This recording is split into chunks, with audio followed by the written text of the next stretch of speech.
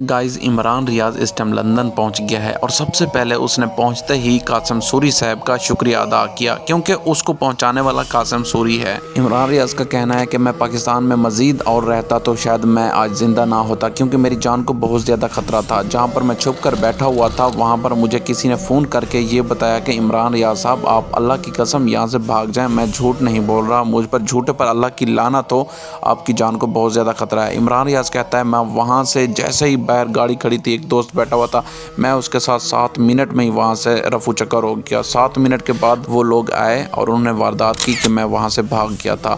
उन्होंने ये पूछा कि मैं कहाँ गया हूँ, आखिर किसी को नहीं पता था क्योंकि मैंने किसी को बताया भी नहीं था। जब वो लोग वहाँ से चले गए तो मेरे दोस्त मुझे कॉल करके कहते हैं कि इमरान रियाज साहब आपके वो जिस बशिंदे ने भी आपको बताया था उसने सही खबर दी थी क्योंकि इधर अभी हमारे ऊपर वारदात पड़ी है। इमरान रियाज साहब कहते हैं कि अगर मैं पाकिस्तान से ना भागता तो मेरी जान को ऐसे खतरा था जैसे अरशद शरीफ की जान को खतरा था। मुझे कासिम सूरी ने पहले ही बता दिया था कि अगर आप यहाँ से नहीं जाएंगे, आपको इतना ज़्यादा मुहब्बत वतन है तो ये आप अपनी जान की परवाह फिर खुद करें क्योंकि हम कुछ भी नहीं कह सकेंगे। अब फिर उनकी वहाँ से निकलने की प्लानिंग शुरू हो गई। कासिम सूरी साहब ने उनको सही सलामत से अफगानिस्तान तक पहुँचाया क्योंकि वहाँ उनके बहुत ज़्यादा पख्तून दोस्त थे। कासिम सूरी साहब ने ये ट्विटर के ऊपर भी बहुत ज़्यादा शुक्रिया अदा किया कि अफगानिस्तान की हुकूमत ने हमारा बहुत ज़्यादा साथ दिया और वहाँ के दोस्तों ने, मैं हमेशा उनका एहसानमंद रहूँगा। इमरान रियाज साहब एक जगह पर कहते हैं कि हम 40 घंटे तक पहाड़ियों के ऊपर सर्दियों में चलते रहे हैं क्योंकि हमने डंकी लगाकर दूसरे मुल्क जाना था। फिर वो कहते हैं कि हमारे पास खाने पीने के लिए कुछ भी नहीं था, सिर्फ 3 सेब थे और एक बोतल थी और हम 2 बंदे थे, पता नहीं 3 बंदे थे, वो जितने भी थे। वो कहते हैं डंकी लगाकर भी हमें इतना ही खतरा था। हम ये सोच रहे थे कि अगर हम अपने मुल्क में रहेंगे तब भी मारे जाएंगे, अगर हम इधर जाएंगे तब भी मारे जाएंगे। रिस्क लेना उनके लिए जरूरी बन गया था। खैर वो कहते हैं चलते चलते हम बहुत ज्यादा थक गए थे लेकिन हमने हिम्मत नहीं हारी। हमने ये सोचा हुआ था कि आखिर हम अपनी जान बचाने के लिए कोई ना कोई स्ट्रगल तो कर रहे हैं, अगर इधर भी रहेंगे तो फायदा ही क्या है। अब बात ये थी, बहुत सारी अवाम ये पूछ रही है कि इमरान रियाज अपनी फैमिली को कैसे ले गया है, उसकी फैमिली कहाँ पर है।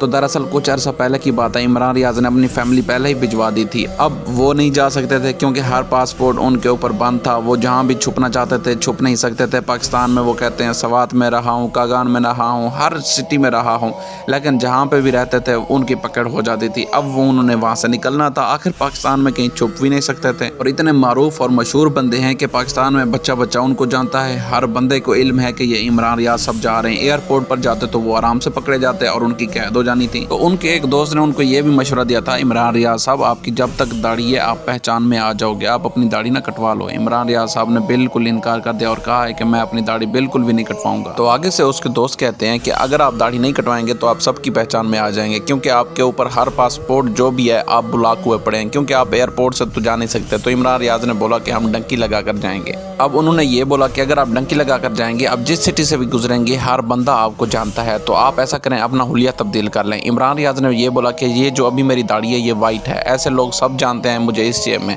तो मैं ना अपनी दाढ़ी को रंगवा लेता हूँ ताकि वो चेंज हो जाएगी। उन्होंने अपनी दाढ़ी को बिल्कुल ब्लैक करवा लिया और पहाड़ियों से गुजरते हुए उन्होंने लंदन तक का सफर किया। वो बताते हैं ये जो मैंने क्रीम लगाई हुई थी अपनी दाढ़ी के ऊपर, ये मेरे कलर को इसने पहले भी चेंज किया हुआ था। मैंने जब देखा कि ये ऐसी है कि इसके साथ मैं तकरीबन हफ्ते 2 हफ्ते तक अपनी शक्ल बिल्कुल वाज़ेह नहीं कर सकता, उन्होंने वो क्रीम लगाई और उसके साथ साथ उन्होंने बिल्कुल पठानों वाला हुलिया अपना लिया था क्योंकि वो अफगानिस्तान से गुजरने वाले थे ताकि वहाँ भी उनको लोग ना पहचाने। उन्होंने सर के ऊपर ऐसी पगड़ी पहनी जो पठान पहनते हैं। तो खैर सफ़र पर वो चल पड़े। सफ़र थोड़ा तवील था, थका देने वाला था, लेकिन इन लोगों ने हिम्मत बिल्कुल नहीं हारी। उसके बाद सोशल मीडिया पर सिर्फ एक तस्वीर वायरल हुई पड़ी है और थोड़ी सी उनका बयान है। जब वो वहाँ तक पहुँचते हैं अल्लाह का शुक्र अदा करते हैं और बहुत ज़्यादा हंसते हैं क्योंकि उन्होंने कहा है कि अब मैं हर चीज़ से आज़ाद हूँ। उन्होंने कहा है कि मैं जब तक पाकिस्तान में था मेरी जान को बहुत ज़्यादा खतरा था, अब यहाँ मैं आ गया हूँ, मैं बिल्कुल सेफ हूँ। तो ये थी नाज़रीन गराम उनकी पूरी की पूरी स्टोरी के उन्होंने कैसे सफ़र किया और उनकी जान के ऊपर कैसे ज़्यादा आड़ आई पड़ी थी जिसने उन लोगों को मजबूर किया कि आखिर वो पाकिस्तान छोड़कर किसी और मुल्क की तरफ हिजरत करें।